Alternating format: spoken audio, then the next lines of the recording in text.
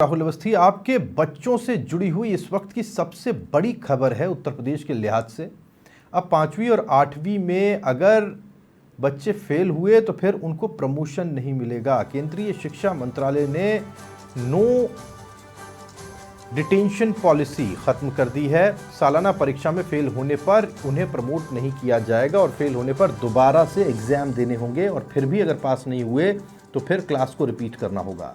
8वीं तक किसी भी छात्र को स्कूल से नहीं निकालने के आदेश भी दे दिए गए हैं। केंद्रीय शिक्षा सचिव संजय कुमार ने इसकी जानकारी दी है। कहा है कि इसका उद्देश्य परिणामों में सुधार लाना है। यानी ऐसा नहीं है कि साहब चल रहा है वो चलता रहेगा, 5वीं और 8वीं में पास नहीं हुए तो फिर भी प्रमोट कर दिया जाएगा, चलो आगे चल के देख लेंगे। लेकिन ऐसा नहीं है। अब अगर फेल हुए तो री एग्ज़ाम देना होगा और अगर री एग्ज़ाम में भी फेल हो गए तो फिर रिपीट करनी पड़ेगी क्लास वापस से। यानी वो फेल वाला कल्चर शुरू हो गया है और ये कहानी 5वीं से ही शुरू हो जाएगी। समझ रहे हैं आप? यानी बच्चों पर इसका दबाव बढ़ेगा, लेकिन इस कॉम्पिटिटिव एनवायरनमेंट में इसे ज़रूरी माना है सरकार ने और केंद्र सरकार का एक बड़ा फैसला है। आपके बच्चों के भविष्य से जुड़ी हुई अहम खबर है। 5th और 8th में अगर आप फेल होते हैं, आप मतलब बच्चे अगर फेल होते हैं तो उनको सीधे प्रमोट कर दिया जाएगा, ऐसा नहीं होगा। उनको पास करनी होगी क्लास और एग्ज़ाम, तभी उनको प्रमोट किया जाएगा।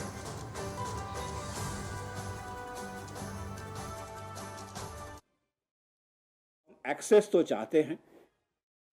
हम लोगों ने ये निर्णय लिया है कि 5वीं में और 8वीं में हर प्रयास करने के पश्चात यदि डिटेंशन करने की आवश्यकता पड़े तो डिटेन किया जाए, लेकिन उसमें यह भी प्रावधान किया गया है कि 8वीं कक्षा तक किसी भी बच्चे को हमारे स्कूलों से निष्कासित नहीं किया जाए। तो हम एक्सेस तो चाहते हैं, लेकिन राष्ट्रीय शिक्षा नीति के तहत हम ये भी चाहते हैं कि हर बच्चे का लर्निंग आउटकम कहीं बेहतर हो, उम्दा हो, और इसको प्रयास में लाने के लिए वैसे बच्चों के लिए जो पढ़ाई में शायद किसी कारणवश उतने अच्छे नहीं हैं, उस पर विशेष ध्यान भी दिया जा सकेगा। और ये रूल्स में जो बदलाव लाए गए हैं, इससे ये संभव हो सकेगा। तो मैं समझता हूँ इससे हमारे सभी बच्चों के लर्निंग आउटकम्स को हम बेहतर बना पाए। और मेरे साथी, मेरे सहयोगी स्वप्निल मेरे साथ जुड़ गए हैं और साथ ही साथ ज्योति सिंह समाचार प्लस संवाददाता भी हमारे साथ रहेंगी, उनसे भी जानकारी लेंगे। पहले स्वप्निल, आपके पास में आ रहा हूँ। बहुत बड़ा फैसला है। 5th और 8th में अगर कोई बच्चा फेल होता है तो अब उसको प्रमोट नहीं किया जाएगा, उसको फिर उस एग्ज़ाम को उत्तीर्ण करना ही होगा। जब तक वो उत्तीर्ण नहीं करता तब तक वो प्रमोट नहीं होगा। यानी बच्चों पर दबाव बढ़ेगा और सरकार का ये मानना है कि इस कॉम्पिटिटिव एनवायरनमेंट में ज़रूरी भी यही है। राहुल, आप और हम इतने लंबे समय से मीडिया में हैं कि हम इस बात को बहुत अच्छे से जानते हैं कि जब ब्रेकिंग न्यूज़ आती है तो सबसे पहले दिमाग को किस दिशा में दौड़ाना है वो समझना मुश्किल हो जाता है। इतनी सारी बातें हैं जो यहाँ पर बोली जा सकती हैं। मैं खुद सोच रहा था कि मैं किस बात से चालू करूं, लेकिन सबसे पहले सबसे बड़े चैलेंज की बात करना चाहता हूँ। मैं ये बताना चाहता हूँ कि देखिए, दिसंबर खत्म होने वाला है, परीक्षाएं आने वाली हैं।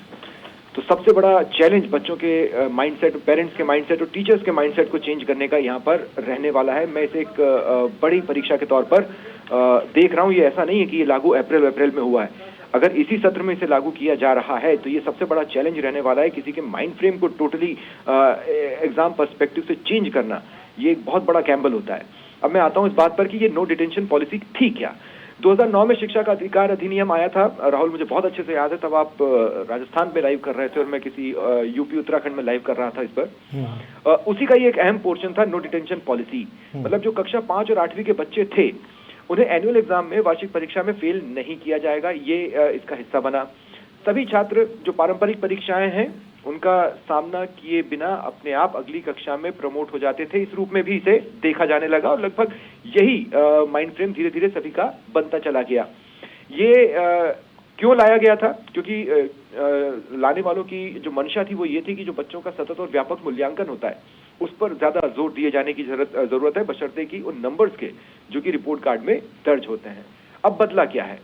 अब इस नो डिटेंशन पॉलिसी को खत्म कर दिया गया है। ये शिक्षा व्यवस्था में एक बड़ा बदलाव है जिसका अनाउंसमेंट हुआ है। कक्षा 5 और 8वीं में बच्चे अब फेल किए जाएंगे और उसका एक पैटर्न रहेगा। ऐसा नहीं है कि आप फर्स्ट टाइम फेल हो गए तो आपको तुरंत ही फेल कर दिया, नहीं। सबसे पहले 5वीं और 8वीं के छात्र जो अपनी रेगुलर एनुअल एग्जाम देंगे, अगर उसमें फेल हो जाते हैं तो उन्हें दोबारा परीक्षा देने का अवसर दिया जाएगा।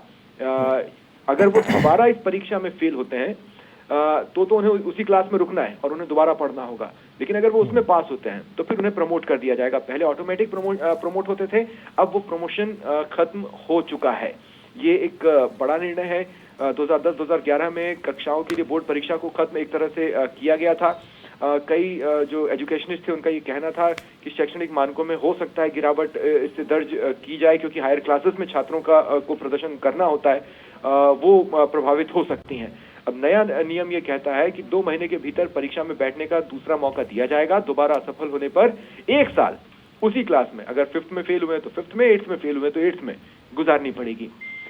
वैसे गुजरात, उड़ीसा, मध्य प्रदेश और शायद कुछ और भी ऐसे राज्य हैं जहां पर छात्रों को रोकने की अनुमति देने वाली नीतियां अपने स्तर पर लागू करने की कोशिशें हुई हैं। उसका क्या स्टैंड आउट इस वक्त है वो जानकारी मेरे पास नहीं है, लेकिन हाँ, इतना तो अब तय है कि नो डिटेंशन पॉलिसी, जो कि RTE में मूल रूप से शामिल थी, प्राथमिक विद्यालय के छात्रों को उनके शैक्षणिक प्रदर्शन की परवाह किए बिना उसी कक्षा में बनाए रखने पर रोक लगाती थी, इसे स्क्रैप डाउन कर दिया गया है और ज्यादा कॉम्पिटिटिव बनाने की कोशिश यहाँ पर की गई है। ये एक बड़ा फैसला है। ये भी साफ किया है केंद्र सरकार के शिक्षा मंत्रालय ने, जो नोटिफिकेशन जारी किया है उसमें, कि अगर स्टूडेंट परीक्षा में फेल होता है तो उसे 2 महीने के अंदर दोबारा परीक्षा में बैठने का मौका मिलेगा, लेकिन उसमें भी असफल होने पर अगली क्लास में प्रमोट नहीं किया जाएगा। लेकिन इस दौरान फिर फेल होने वाले छात्र को सुधार का मौका दिया जाएगा।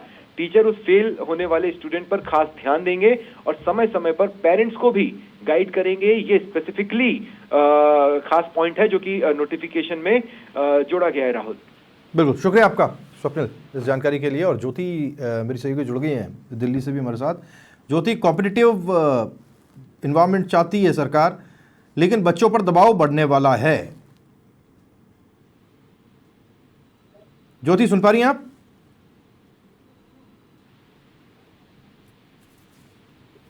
ज्योति, आप तक आवाज आ रही है?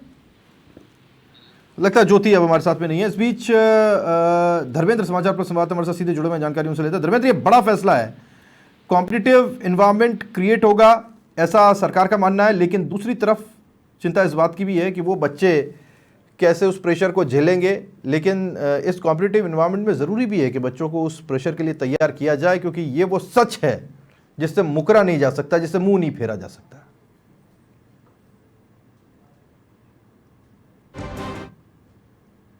बता दिया, इसमें 4 बड़े फायदे होंगे।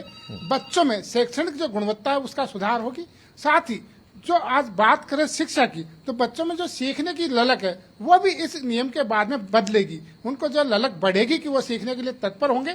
इसके साथ अभिभावक जो है उनको भी अब गंभीर होना पड़ेगा कि बच्चों के लिए वो गंभीर हो जाएंगे पढ़ाई को लेकर के। उनको भी बच्चों का ध्यान देना पड़ेगा कि बच्चे उनकी पढ़ाई करें, क्योंकि अब तक बच्चों को फेल नहीं किया जाता था, लेकिन अब अगर वो फेल हो जाते हैं तो 2 महीने में परीक्षा वापस देनी पड़ेगी। और अगर उसके बाद भी अगर वो परीक्षा पास नहीं करते हैं तो हालांकि उन्हें स्कूल से नहीं निकाला जाएगा, लेकिन यह कि परीक्षा पास करना जरूरी हो जाएगा। तो कह सकते हैं कि शिक्षा में गुणवत्ता की सुधार की जो कोशिश है अब वो और अच्छे से बेहतर तरीके से लागू की जा रही है। जी बिल्कुल।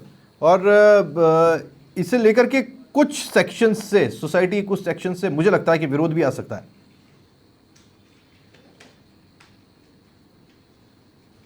देखिए, भले ही विरोध कुछ सेक्शन का हो, लेकिन ज्यादातर लोग इसका समर्थन करेंगे, क्योंकि बच्चों में जब तक कंपटीशन नहीं होगा, देखिए बाद में जाके कंपटीशन होता है, लेकिन अगर शुरुआत में ही कंपटीशन होगा कि उनको पढ़ाई के प्रति जागरूक कर दिया जाए तो पहले से तैयार रहेंगे कि बाद में जाकर के प्रेशर थोड़ा कम होगा। प्रेशर भले ही हो सकता है 5वीं कक्षा में उनके पास में आए, 8वीं कक्षा में, लेकिन जब 10वीं कक्षा के बोर्ड की परीक्षा देंगे, 12वीं की बोर्ड की परीक्षा देंगे, तो वो प्रेशर है वो वहां जाकर के कम हो जाएगा। उनको तैयारी जो है कह सकते हैं पहले से बेहतर होगी और उनको आने वाला जो तनाव है वो नहीं झेलना पड़ेगा। जी, आपकी बात सही है। एक वक्त था जब ऐसा होता था, तब अब बच्चे जब एकदम से 9th और 10th में पहुंचते थे और वो इस कॉम्पिटिटिव इन्वायरमेंट के आदी नहीं होते थे, तो कई बच्चों के एकदम तोते उड़ जाते थे कि अब अपने आप को एडजस्ट कैसे करें। और सच है, अगर दुनिया में और दुनिया की रीति में अगर कोई चीज़ है और उस सोसाइटी का सत्य है तो उसे फिर सबको स्वीकार करना चाहिए, पेरेंट्स को भी, सरकारों को भी, और बच्चों को फिर उसी तरीके से तैयार भी किया जाना ज़रूरी है, पेरेंट्स को भी।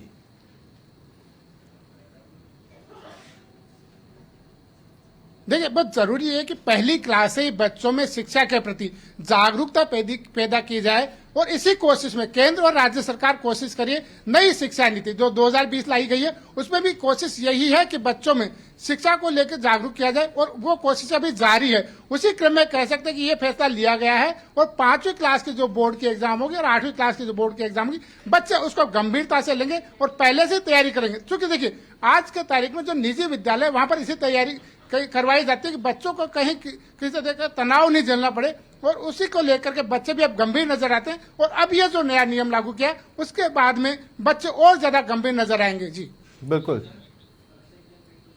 बहुत शुक्रिया धर्मेंद्र आपका इस जानकारी के लिए। धर्मेंद्र समाचार प्लस संवाददाता ये जानकारी हम तक पहुंचा रहे थे।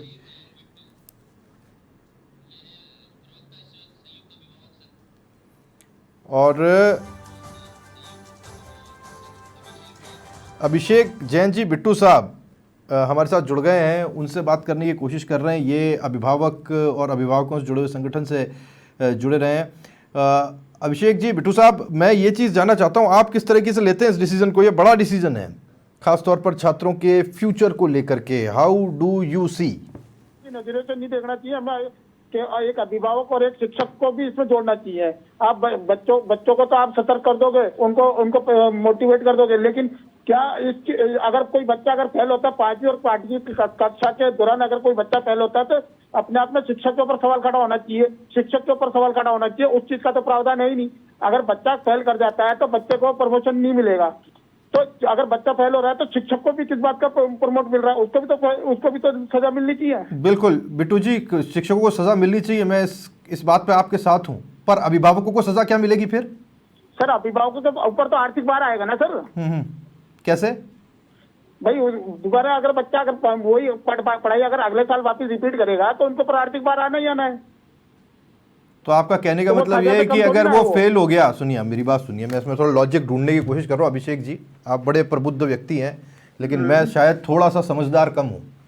मुझे ये समझाइए कि आर्थिक भार आ रहा है, यही उस अभिभावक की सजा है, आप ये बताना चाह रहे हैं? बिल्कुल सर, बिल्कुल आर्थिक भार। भाई आज के तौर में ये चीज तो आम बात हो गई। अगर कोई चीज अगर वापस रिपीट होती है तो उसका आर्थिक भार तो पेरेंट्स के ऊपर ही आएगा ना। कोई स्कूल वाला तो लेगा नहीं उस बार को, कोई शिक्षक तो लेगा नहीं उस बार को। अब अभिषेक जी ये भी तय करें, फिर ये भी तय कर लेते हैं ना कि फिर अगर किसी, सुनिए अब मेरी बात सुनिए पूरी, कि अगर कोई बच्चा किसी वजह से फेल हो रहा है, टीचर उसको पढ़ा भी अच्छे से रहा है। अब कई बार ये होता है कि साहब कुछ लोग उस काम के लिए बने ही नहीं होते हैं कि वो पढ़ाई में एकेडमिक्स में बहुत अच्छा करें। नहीं समझे आप मेरी बात? समझिएगा, है ना? वो किसी और के लिए बना, मान लीजिए वो बैडमिंटन खेलने के लिए बना है। अब वो बैडमिंटन खेलने के लिए बना है, अभिभावक ये बात पहचान नहीं पा रहा, अभिभावक कह रहा है कि नहीं साहब तुम पढ़ो, और वो पढ़ने में थोड़ा सा मंथर है और घर का इन्वायरमेंट भी वैसा नहीं है। टीचर उसको हाँकने की कोशिश कर रहा है स्कूल में। सुनिए पहले मेरी बात, मैं टीचर्स का सपोर्ट नहीं कर रहा, पहले मेरी बात सुनिए अभिषेक जी। तो इसके लिए दोषी कौन? फिर टीचर को क्या गोली मारे? सर उसमें जो ये अलग भी था। आप पढ़ाई की हम लोग बात कर रहे थे पढ़ाई को लेकर के, उसके टैलेंट को लेकर बात नहीं कर रहे थे हम। बात टैलेंट की है तो टैलेंट के अंदर तो अभिभावक। अच्छा, तो क्या जोड़े इसके अंदर अभिषेक जी? क्या जोड़ दें, मतलब क्या जोड़ा जाए? सर मैं तो ये इतना सा कहना चाहता हूँ कि प्रमोशन पॉलिसी तो वैसे होनी ही नहीं चाहिए। मैं इस चीज के खिलाफ नहीं हूँ कि अगर कोई बच्चा फेल होता है तो उसको प्रमोट किया जाएगा, नहीं किया जाएगा। तो प्रमोशन की व्यवस्था तो होनी ही नहीं चाहिए। अगर फेल कर रहा है तो नेचुरल है कि उसको वापस रिपीट करना ही पड़ेगा। लेकिन मैं ये कह रहा हूँ कि अगर खाली सिर्फ उस चीज के लिए खाली नहीं, मैं आपकी एक चीज से एग्री करता हूँ अभिषेक जी, मैं आपकी एक चीज से एग्री करता हूँ। मैं सिर्फ सवाल यही है, स्कूल और प्रशासन और जो शिक्षक है उनके ऊपर इस चीज के ऊपर सवाल क्यों नहीं खड़े होते, उनको सजा क्यों नहीं मिलती? सही बात नहीं, मैं आपकी एक चीज से एग्री करता हूँ अभिषेक जी। ऐसे में उस बच्चे का मनोवैज्ञानिक रूप से साथ देने के लिए ये जरूरी है। मेरी जो सबसे बड़ी चिंता होती है ना, बच्चों का मनोविज्ञान होता है। पिताजी के जेब पे बाहर पड़े तो पड़े। मुझे इस बात से अभिषेक जी सच्ची बात हो ना, कोई फर्क नहीं पड़ता, क्योंकि बाप अपनी तरफ से अपनी जेब से ज्यादा मेहनत करने की कोशिश करता है बच्चों के लिए, और अगर वो कर रहा है तो वो उसकी इच्छा से कर रहा है। मेरे लिए बच्चों का मनोविज्ञान जरूरी है। अब मैं आपको कहता हूँ इसमें एक चीज, अरे पहले मेरी बात सुनिए। संतुलन भी होता है। अरे अभिषेक सब संतुलन ठीक है, मेरी बात सुनिए आप। मैं ये कह रहा हूँ इसमें एक चीज जोड़ी जा सकती है जो बहुत जरूरी है, वो ये अभिषेक जी कि अगर कोई बच्चा फेल होता है और उसको रिपीट क्लास करनी पड़ती है तो फिर सरकार को यह चाहिए कि वो अपनी तरफ से उस बच्चे के ऊपर ध्यान दे। बिल्कुल, उसके ऊपर जो आर्थिक खर्चा उसके परिवार के ऊपर आ रहा है उसका कुछ हल निकाला जाए। अगर वो सरकार भरण पोषण के लिए तैयार है तो फिर कोई दिक्कत ही नहीं है। नहीं, मैं यही चीज कह रहा था। मैं ये नहीं कह रहा हूँ कि अगर बच्चा फेल हो रहा है तो उसको प्रमोशन देकर उसको अगली कक्षा में भेज दिया जाए। मैं उस चीज के खिलाफ हूँ। मैं ये चीज तो मैं इसका विरोध करता हूँ कि अगर कोई इस चीज की अगर प्रक्रिया कोई विभाग अगर लेके आता है तो मैं उस चीज को खुला विरोध करूंगा। तो अब आपको लगता है कि बच्चों के ऊपर इससे प्रेशर पड़ेगा? ये एक सच्चाई भी है, जीवन की सच्चाई है अभिषेक जी। बिगड़ेगा तो मानसिक तनाव भी आएगा उनके ऊपर इस चीज के ऊपर, क्योंकि खाली सिर्फ सजा उस बच्चों को अकेले को मिल रही है। नहीं, पर एक सच्चाई भी तो है अभिषेक जी। मैंने बच्चों को देखा, अब होता क्या है कि 8वीं तक तो वो चलिए प्रमोट होते गए, 9वीं में आए, 10वीं में आए, वो उस कंपटीशन के लिए तैयार ही नहीं, क्योंकि उनको तो लगता भाई पास होते चले जाएंगे। और ये सिर्फ पास होने की बात है नहीं, ये कोई फर्स्ट सेकंड आने की या फिर कोई 90%, 95%, 97%, 99% आने की बात नहीं। बात है कि सिर्फ प्रमोट होने जितने नंबर कम से कम वो ले आए। नहीं, यही तो बात है। बिल्कुल। तो इतने के लिए तो कम से कम अभिभावकों को भी उसकी बेसिक नॉलेज के ऊपर और बेसिक शिक्षा के ऊपर ध्यान देना पड़ेगा। स्थिति को भी समझना जरूरी है। जो आरटी के अंदर जो अभिभावक अपने बच्चों को पढ़ा रहे हैं, तो अगर वो इतने सक्षम होते, इस लायक होते, तो वो अच्छे स्कूल में, बढ़िया स्कूल में ही भेज देते। फिर आरटी का सारा लेते ही क्यों वो लोग? ये चीज भी तो देखो सर, उनकी मजबूरी है, तभी तो वो आरटी के जरिए अच्छे स्कूलों में एडमिशन करा के पढ़ा रहे हैं।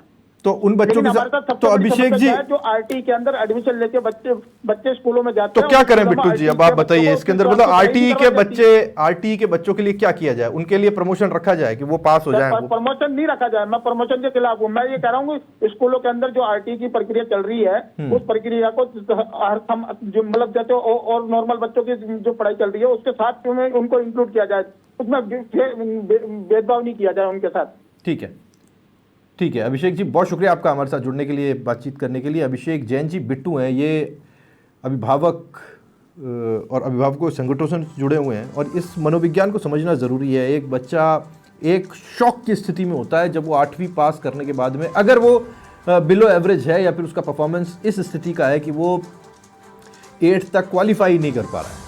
मैं उस बेसिक एजुकेशन की बात कर रहा हूँ जो एक बच्चे के लिए ज़रूरी है, so that he can get promoted to the other standard, है ना। ये बुनियादी ज़रूरत है और इसका बहुत ख्याल रखा गया है। लेकिन ये भी बात ज़रूरी है कि जिन पेरेंट्स के ऊपर उस 1 साल का अतिरिक्त भार पड़ेगा, उसका क्या? अभिभावकों की अपनी समस्याएं हैं, उनकी जेब को उन्हें देखना है। बच्चों की शिक्षा से पहले काफ़ी कुछ एक अभिभावक को देखना पड़ता है। लेकिन सरकार का मानना यह है कि कंपटीशन के लिए बच्चों को तैयार किया। ज्योति सिंह मेरी सहयोगी मेरे साथ जुड़ गई। बहुत बड़ा इम्पैक्ट ज्योति इसका देश भर के एजुकेशन सिस्टम पर पड़ने वाला है। बच्चे अब खेल खेल में पढ़ाई कर लें और हो जाएगा, कर लेंगे, अब वो अप्रोच नहीं चलेगी, अब करना ही पड़ेगा। बिल्कुल राहुल, देखिए अभी थोड़ी देर पहले ही जो है देखिए केंद्र सरकार ने एजुकेशन व्यवस्था में देखिए एक बड़े बदलाव का ऐलान किया है, और इसका आप देखिए जो असर है वो जल्द ही जो है बच्चों से देखने को मिलेगा। क्योंकि देखिए हर फैसले के पीछे उनके साइड इफेक्ट्स भी होते हैं और उनके फायदे भी होते हैं। अब इस बड़े फैसले की अगर हम बात करें तो देखिए बच्चों पे सबसे पहले तो प्रेशर आएगा, और वो मेंटली प्रेशर देखिए इस तरह से आएगा क्योंकि अभी तक हम बात करें देखिए 10th और 12th करने के बाद जो है बच्चे बड़ी परीक्षाओं की तैयारियों में जुट जाते हैं, नीट जैसी बड़ी परीक्षाओं की तैयारी करते हैं। इसके लिए जो है देखिए बेस का मजबूत होना बहुत जरूरी है। इसीलिए केंद्र सरकार ने देखिए बेस को स्ट्रॉन्ग किया जाए, इसीलिए जो 5वीं और 8वीं कक्षा में जो बच्चों को प्रमोट किया जाता था, अब वो है जो फैसला लिया कि इसे खत्म कर दिया जाएगा प्रमोट करने के सिस्टम को। अब देखिए इसके फायदे भी होंगे, बच्चों पर प्रेशर आएगा तो वो पढ़ेंगे ही। लेकिन कई बच्चे ऐसे भी होते हैं राहुल जिन पर मेंटली प्रेशर ज्यादा आने की वजह से वो पढ़ाई से या तो अपना मुंह फेर लेते हैं, या फिर जब उन पर इतना प्रेशर आने लग जाता है तो कम उम्र में वो गलत रास्ता चुन लेते हैं। अब ऐसे में देखिए अभिभावकों यानी कि पेरेंट्सों की हम बात करें, पेरेंट्स का और टीचर्स का, इन दोनों का ही देखिए बहुत इंपॉर्टेंट रोल होने वाला है, ताकि बच्चों को स्टार्टिंग से ही जब वो 1st और 2nd क्लास में आए तो उनका बेस स्ट्रॉन्ग करवाएं। अब यहाँ पर पेरेंट्स की भी डबल ड्यूटी हो जाएगी राहुल, और टीचर्स की भी होगी। देखिए कई गवर्नमेंट स्कूल के टीचर्स की हम बात करें तो बच्चों पर ध्यान ही नहीं दिया जाता है। अब जब क्योंकि ये इतना बड़ा फैसला केंद्र सरकार ने लिया है, तब ऐसे में गवर्नमेंट की एक जिम्मेदारी और बनती है राहुल कि वो सभी स्कूल के टीचर्स को ये निर्देश दे कि बच्चों का जो बेस है स्ट्रॉन्ग करने का जिम्मेदारी टीचर्स को भी लेनी पड़ेगी। ऐसा नहीं है राहुल कि सारे टीचर्स अपनी जिम्मेदारी से दूर भागते हैं, लेकिन खासतौर पे हम दिल्ली जैसे बड़े स्कूलों की बात करें, जहाँ पर सरकारी स्कूल है, वहाँ पर टीचर सिर्फ खाना पूर्ति का काम करते हैं बच्चों को पढ़ाने के लिए, और सरकारी स्कूलों की जो व्यवस्था है, जो वहाँ की फैसिलिटी है, वो बच्चों आपकी बात से अरविंद केजरीवाल नाराज हो जाएंगे और दिल्ली की गवर्नमेंट के भाई हम तो प्राइवेट स्कूल से ज़्यादा मेहनत करते हैं अपने बच्चों पे और दुनिया की सबसे बेहतरीन स्कूलें दिल्ली में हैं, लेकिन यहाँ के अगर आप उसका एनालिसिस ऐसे करते हैं तो शायद दिल्ली सरकार को ये बात कड़वी लगे। लेकिन बात सच्चाई की है आपकी ज्योति कि टीचर्स को भी ध्यान देना होगा और इसे मद्देनज़र लेना होगा कि बच्चों के ऊपर कम से कम उनके बेसिक्स तो क्लियर कर जाएं ताकि वो एक स्टैंडर्ड से दूसरे स्टैंडर्ड में प्रमोट हो पाए। बहुत शुक्रिया ज्योति आपका इस जानकारी के लिए। ज्योति सिंह, समाचार प्लस संवाददाता, जानकारी हम तक पहुंचा रही थी।